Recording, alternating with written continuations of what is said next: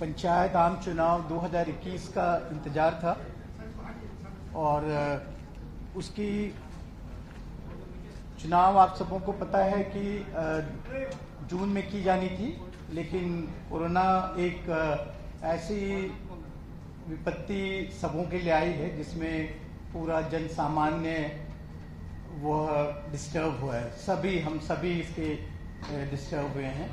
और फिर कोरोना के बाद फिर मानसून अभी आ रहा है। मानसून आप देख रहे हैं कि मानसून है, तो निर्वाचन जैसे ही मानसून समाप्त होने का जो अर्लीस्ट हम लोगों की संभावना है, वहां से हम लोग निर्वाचन प्रारंभ कर रहे हैं। आप लोगों को हम लोगों ने कन्वीनियंस के लिए बुकलेट उपलब्ध कराई है। आप लोगों के पास होगी बुकलेट, डिस्ट्रीब्यूट कर दिया क्या? ओके, तो बुकलेट आप लोगों के पास होगी। उससे किस पॉइंट पे वार्ता कर रहे हैं वो आसान हो जाता है। तो हम लोगों के द्वारा कुल देखा जाए तो कुल 11 चरण, लेकिन प्रत्येक जिला में अधिकतम 10 चरण में कर रहे हैं चुनाव। एक चरण अतिरिक्त जा रहा है आयोग के लिए, इसलिए कि जो फ्लड अफेक्टेड डिस्ट्रिक्ट्स हैं उसका हम लोग एक चरण बाद में चुनाव कर रहे हैं। तो चुनाव का प्रथम चरण 24/9/2021 को मतदान की तिथि होगी। उसके आपके फोल्डर में दिए गए हैं नोटिफिकेशन के कॉपी और डिटेल्स में दिए गए हैं। प्रथम चरण 24/9/2021 की होगी। इसमें 10 जिले इन्वॉल्व होंगे और प्रखंडों की संख्या 12 होगी। मतदान केंद्रों की संख्या 2119 है और 1609 मतदान भवन है। जैसा कि आप सबों को पता है कि हम लोग चुनाव को विभिन्न चरणों में कर रहे हैं, तो हर जिला एक साथ चुनाव में जाएंगे और एक फेज, जैसा मैंने बताया कि जो बाढ़ प्रभावित जिले हैं वो एक फेज बाद से शुरू होंगे और सभी जिलों के कुछ प्रखंड जाएंगे। और उसकी हम लोगों ने डिटेल जैसे बताया कि प्रथम चरण का बताया, द्वितीय चरण फिर चुनाव उसका मतदान की तिथि 29/9 होगी, जिसमें 34 जिले इन्वॉल्व होंगे और प्रखंडों की संख्या 48 होगी और करीब 9,686 केंद्रों की संख्या होगी। मतदान हो 6,543 ये होंगे। उसी तरह से तृतीय चरण 8 अक्टूबर को होगी, जिसमें 35 जिले इन्वॉल्व होंगे और प्रखंडों की संख्या 50 होगी और मतदान केंद्र करीब 10,634 और साथ में मतदान भवन होंगे उनके 6,942। फिर फोर्थ फेज की जो चुनाव होगी वो 20/10 को होगी और उसमें 36 जिले इन्वॉल्व होंगे। प्रखंडों की संख्या 53 होंगे।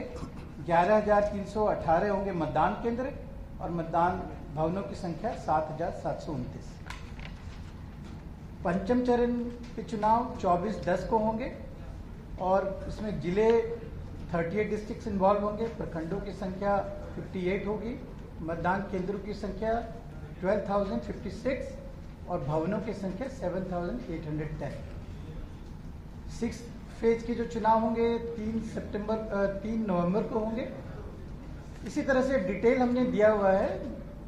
तो इसी तरह से एकादश सप्तम चरण 15/11 को है, अष्टम चरण 24/11 को है, नवम चरण 29/11 को है, 10वां चरण 8/12 को है और जो 11th जो लास्ट फेज है वो 12 दिसंबर को है। और जैसा मैंने बताया कि जिलों की संख्या, प्रखंडों की संख्या आपको हम लोगों ने डिटेल में दी हुई है। और तो कुल मतदान केंद्रों की संख्या 1,13,891 हुए और भवनों की संख्या 73,736 हुए। आप पूरे प्रखंड अगर उस तरह से देखेंगे तो कुछ प्रखंड ऐसे हैं जिसमें कि एक प्रखंड को उनके भौगोलिक दृष्टिकोण से, वहाँ के लोकल इश्यूज के कारण उनको एक ब्लॉक को 2 फेजेज में किया गया है।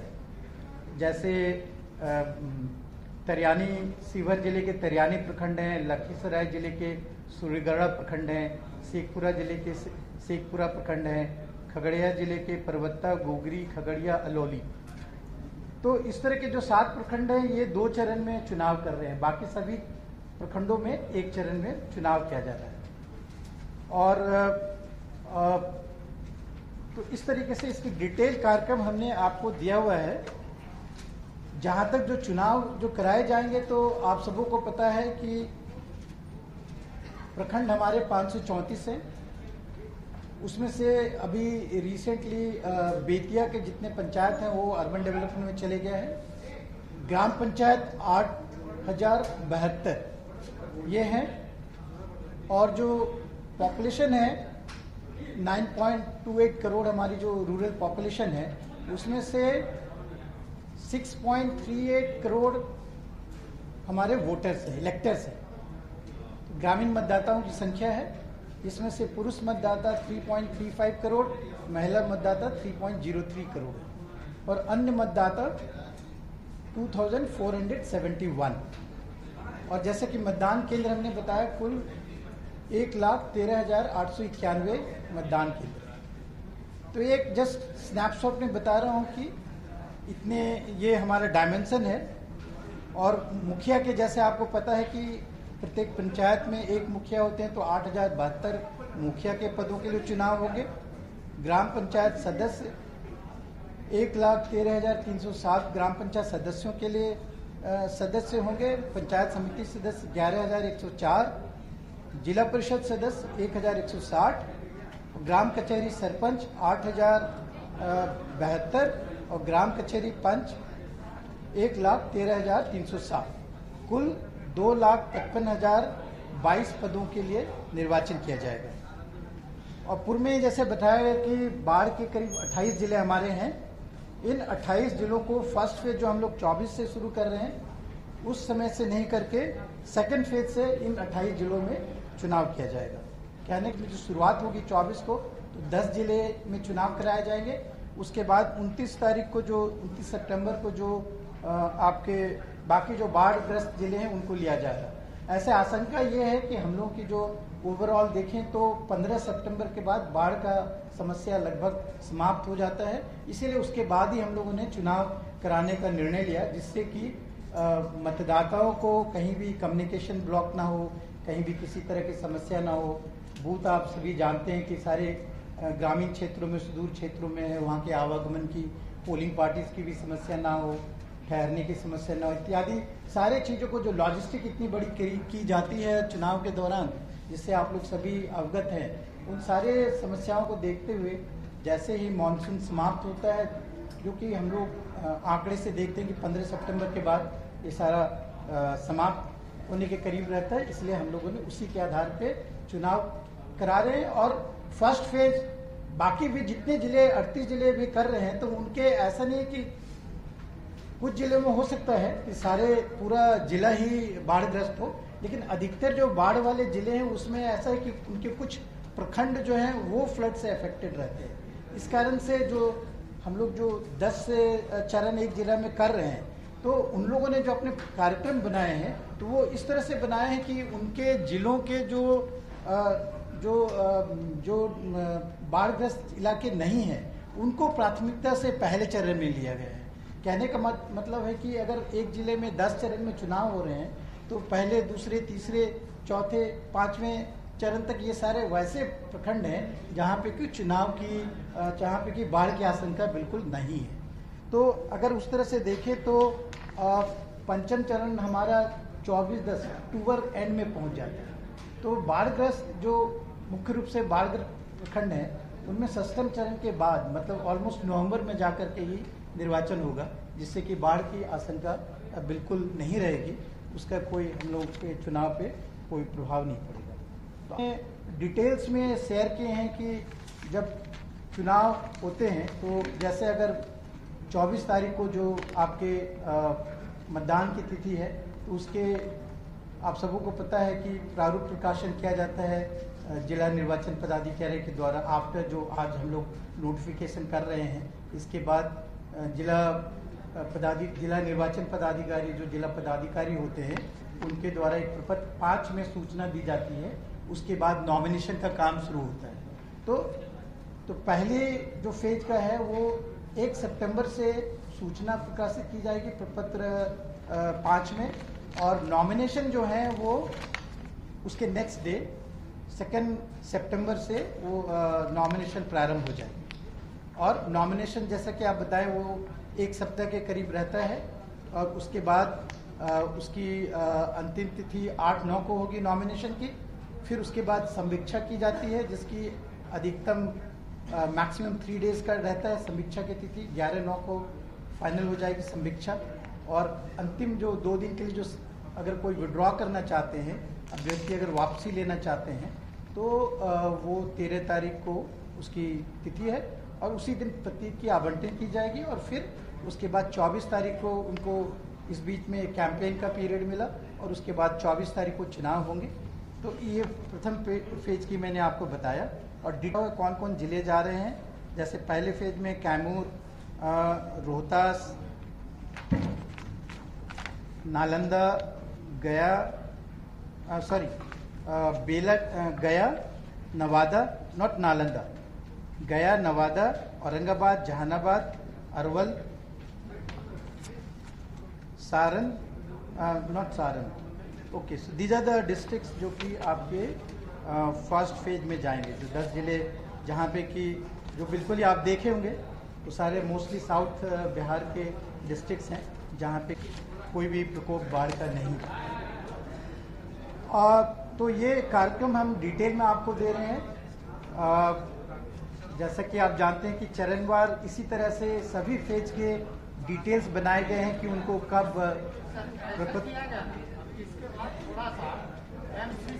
हो गया। मतलब ये तो एक बात है कि पेशेंस बहुत आवश्यकता होती है, किसी भी गंभीर कार्य में पेशेंस की आवश्यकता होती है। हाँ, तो please then I mean you are free to leave that way if it is, but तो पढ़ना चाहते हैं okay, but point well taken. हम लोगों ने आपको सर्कुलेट किया है तो हम लोग तो आप लोगों को ज्यादा से ज्यादा जानकारी देना चाहते हैं, इसलिए कि आप लोगों तक इसे पहुंचाएंगे और लोगों के हम लोग सभी एक ही उद्देश्य से काम कर रहे हैं। पंचायत चुनाव बहुत ही चैलेंजिंग है, सबको जानते हैं, बहुत इंटेंस चुनाव होता है पंचायत का, आप सभी है। इसीलिए हम लोग चाहेंगे कि आप लोग ज्यादा से ज्यादा लोगों तक पहुंचाए, जिससे कि हर तरह की भ्रांति अगर कोई है तो वो समाप्त हो जाए, ज्यादा लोग पार्टिसिपेट करें। तो ये फेज वाइज है, इसके डिटेल जैसे मैंने बताया कि ये ऑलरेडी आपके पास अवेलेबल है। अधिसूचना जो हम लोगों की जारी की गई है उसकी भी प्रति आपके फोल्डर में है और उसमें जिला वाइज, डिटेल वाइज, सारे प्रखंड वाइज उसके आपके हैं, आप वो देख सकते हैं। बट पॉइंट वेल टेकन, मैं कट शॉर्ट करना चाहूँगा जो चीज़ें हैं। फिर इसमें पदों की स्थिति में क्या रिजर्वेशन की स्टेटस है वो भी हम लोगों ने आपको दिया हुआ है। आप सभी जानते हैं कि यहाँ पे रिजर्वेशन है, जो महिलाओं के लिए आरक्षण है, वर्टिकली हॉरिजॉन्टली अनुसूचित जाति जनजाति के लिए आरक्षण है और पिछड़ा वर्ग के लिए आरक्षण है। तो उसकी डिटेल हमने हर लेवल पे जो है उसकी हम लोगों ने आपको दी है। जैसा कि मैं बता रहा था कि पंचायत चुनाव जो ग्रासरूट डेमोक्रेसी होती है वो सबसे ज़्यादा इंटेंसिव होती है, सबसे ज़्यादा लोगों की भागीदारी वहाँ पे होती है। इसकी हम लोगों ने तैयारी, तो हमारा जो उद्देश्य है उसकी पूर्ति के लिए हम लोगों ने अब तक तैयारी करते रहे हैं काफ़ी सघन से। आप लोग भी उसको कवर करते रहे हैं, लोगों तक जानकारी पहुँचाते रहे हैं। तो सबसे पहले इलेक्टोरल रोल का हम लोगों ने गठन किया। इलेक्टोरल रोल के एक उसके ड्राफ्ट पब्लिकेशन किए गए, उसके बाद उसकी आपत्ति आकर के फाइनल पब्लिकेशन की गई। तो उसके बाद इस बार देन आफ्टर दैट फिर सब्सिक्वेंटली जो आपके क्लेम्स एंड ऑब्जेक्शन आए उसकी सारी कार्रवाई की गई। फिर एक रिवीजन हुआ था बीच में, जो प्राइमरी जो हमारा जहाँ से मदर रोल कह सकते हैं या जहाँ से हम असेंबली के जो रोल होते हैं उसको आधार बना के बनाते हैं। तो असेंबली में आपको पता है एक समरी रिवीजन हुआ था 15 तारीख के करीब, तो उसके बाद उसे भी हम लोगों ने सप्लीमेंट्री रोल में डाला। तो इस तरीके से सारी कार्रवाइयाँ पूरी करते हुए इसकी तैयारी की गई है, इलेक्टोरल रोल की तैयारी की गई। और इस बार जैसा मैंने बताया कि 6.44 करोड़ मतदाता शुरुआत में थे, लेकिन आप लोगों को सबों को पता है कि अर्बन डेवलपमेंट के द्वारा नोटिफिकेशन किया गया, जिसमें कि अनेकों पंचायत जो हैं वो अर्बन एरिया में चले गए, नगर पंचायत में कन्वर्ट हो गए। तो उसके कारण से फिर उसमें फाइनली कमी हुई, काफ़ी सारे बूथ अर्बन एरिया में चले गए, इलेक्टर्स भी उस एरिया के चले गए। उसके बाद जो भी मैंने फिगर बताया था दैट वाज आफ्टर जो अर्बन डेवलपमेंट के नोटिफिकेशन के बाद जो पंचायत चले गए हैं उसके जाने के बाद की वो ये थी। तो जैसा कि आपको पता है कि नगर विकास विभाग के नोटिफिकेशन के क्रम में 109 नए नगर पंचायतों का गठन हुआ, 8 नए नगर परिषद का गठन हुआ, 32 नगर पंचायतों का नगर परिषद में उत्क्रमण हुआ, 5 नगर परिषद का नगर निगम में उत्क्रमण हुआ और 12 नगर निकायों का क्षेत्र विस्तार हुआ। तो इसके कारण से करीब हमारे जो है 315 पंचायत अफेक्टेड हुए, उसमें से 262 पंचायत पूर्ण रूप से और 53 पंचायत वैसे रहे जहां पे कि 3000 से कम जनसंख्या होने के बाद कारण उनको दूसरे पंचायतों में मिलाया गया। तो इस तरह से इतने ग्राम पंचायत जो हैं 315 ग्राम पंचायतों का अस्तित्व समाप्त हो गया और 186 ग्राम पंचायत आंशिक रूप से प्रभावित हुए। तो ये पुनर्गठन करने के बाद जो इलेक्ट्रल रोल का हम लोगों ने जो स्टैट्यूटरी प्रोविजन के अनुसार सारे कार्य किए थे, उसके बाद हमें फिर अभी रीऑर्गेनाइजेशन करने की आवश्यकता पड़ी। तो ये काम अब हम लोग समाप्त कर दिए हैं और जिसके आधार पे अब करीब 6.38 करोड़ हमारे कुल मतदाता हैं। मतगणना केंद्र की स्थापना की भी हम लोगों ने जब शुरुआत में की थी, जो ड्राफ्ट पब्लिकेशन करके आपत्ति प्राप्त करके, तो उस समय हमारे पास करीब 1,18,625 मतदान केंद्र की स्थापना की गई थी। लेकिन सब्सिक्वेंटली जो मैंने बताया अर्बन डेवलपमेंट के नोटिफिकेशन के क्रम में जो काफ़ी सारे एरियाज चले गए अर्बन एरियाज में, तो उसके कारण अब 1,13,891 मतदान केंद्र हमारे पास बचे। तो फंक्शन था। और फिर अगर आप देखेंगे तो इस चुनाव के जो काफ़ी कुछ इनिशिएटिव लिए गए हैं वो मैं आपको बताना चाहूँगा। ये इसलिए कि आप लोगों को जानकारी देना चाहता हूँ। आज हम लोग इसलिए इकट्ठा हुए हैं कि हम लोग आपको जानकारी दें कि बिहाइंड द सीन किस तरह से पूरी टीम जो है, आयोग की पूरी टीम किस तरह से काम कर रही है और लोगों तक ये बातें आप ले जाना। इस चुनाव के जो मुख्य आपके हैं बिंदु हैं, एक तो हम लोगों ने आपको सबों को पता है कि ईवीएम का हम लोगों ने इस बार इंट्रोड्यूस किया है, जो कि काफ़ी हिस्टोरिक है।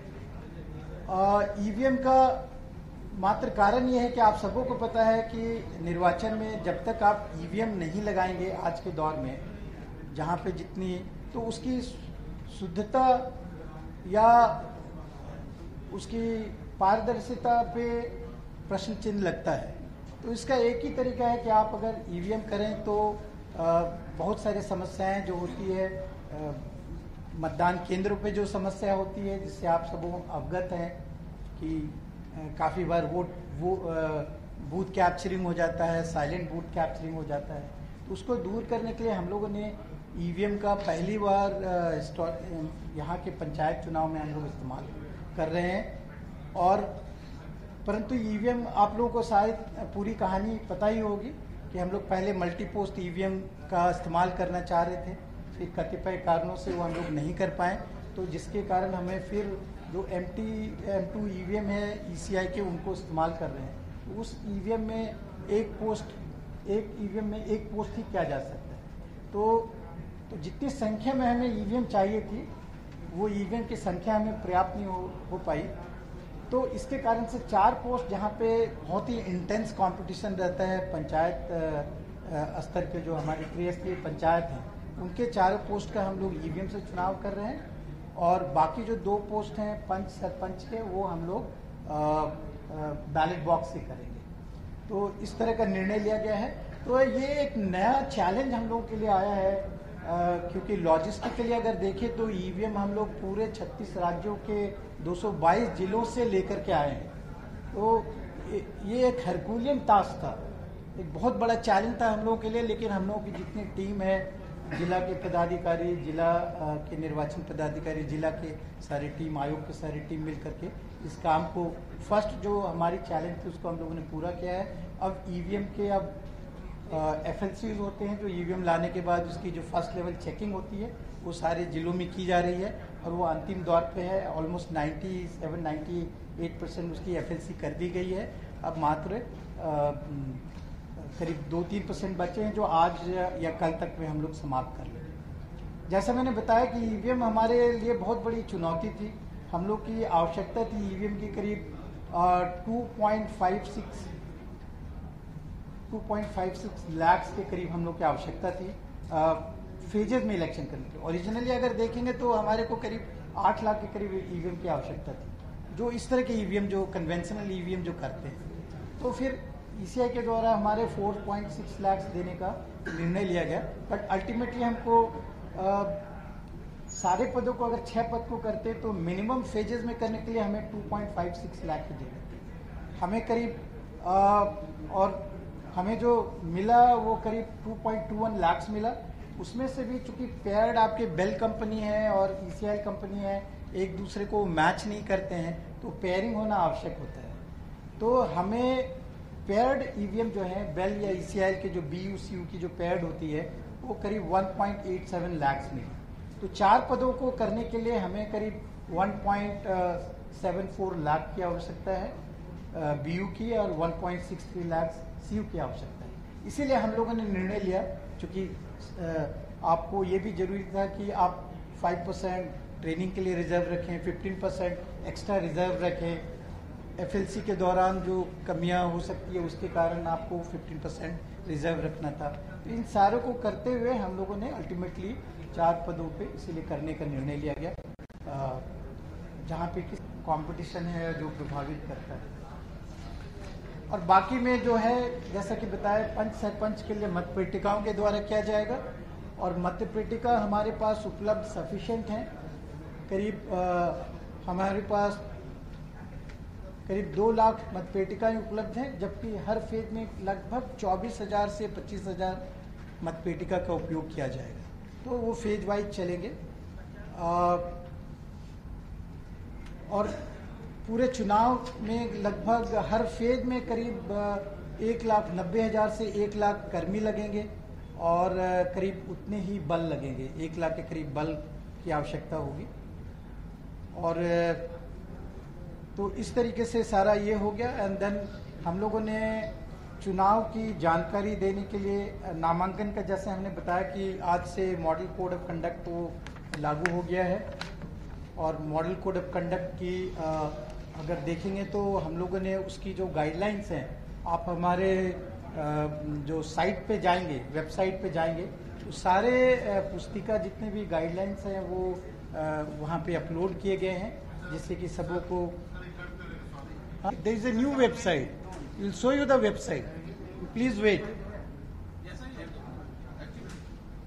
We have now developed the new website which we'll demonstrate you today, we'll show you today, and that is the website which is going to be now. You are right, we were in the process of rebuilding the whole thing, you see. Try to understand that. आपने अगर चुनाव का अगर आप ये देखना चाहेंगे, आप पेशेंस करेंगे तो हम आप लोगों को बताएंगे कितनी सारी मेहनतें की गई और क्या क्या परिवर्तन लाया गया है, जिससे कि जो चुनाव के जो उद्देश्य हैं मामले में कि स्वतंत्र चुनाव हो, निष्पक्ष चुनाव हो, पारदर्शी चुनाव हो, उत्तरदायित्वपूर्ण चुनाव हो और लोगों की सहभागिता से चुनाव हो, उसका हम लोगों ने पूरा प्रयास किया है।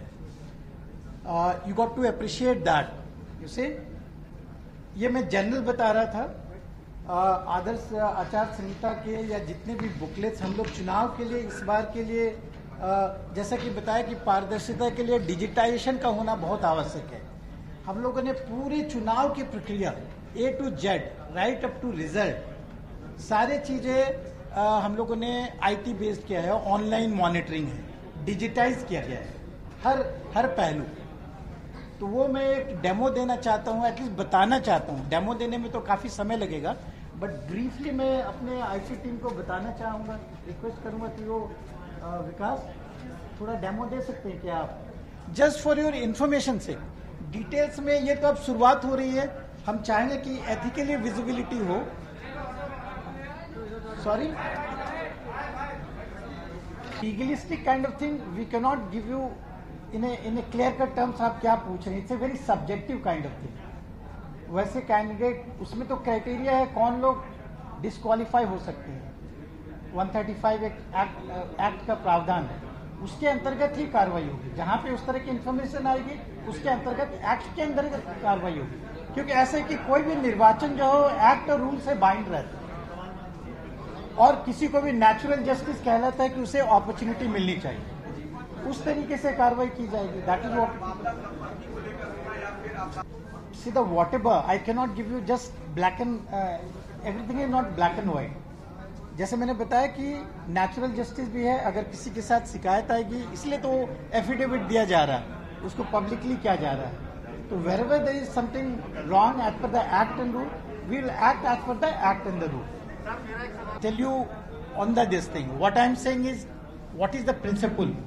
And ये जो आप बता रहे हैं पंचायत निर्वाचन के शिक्षकों की, ये मेरे जानकारी में आज ही किसी ने ऐसे ही बोला कि इस तरह के चल रहा है. तो we will seek the detail from the education department कि व्हाट इज इट और व्हाट इज द भूमिका. And accordingly see that's why I am saying this gentleman, चुनाव जो है एक पूरे एक्ट और रूल के आधार पे चलता है. तो आपने जो जिस बात की चर्चा की, हम लोग उस डिपार्टमेंट से पूरी उसकी जानकारी लेंगे and on the basis of that we will act on that. 30,000 panchayat समिति सदस्य, 30,000 जिला परिषद सदस्य, 1 लाख. ये तो लास्ट टाइम भी था. पंच 20,000, वार्ड सदस्य 20,000, मुखिया 40,000, सरपंच 40,000, पंचायत सदस्य समिति सदस्य 30,000, जिला परिषद सदस्य 1 लाख. This is the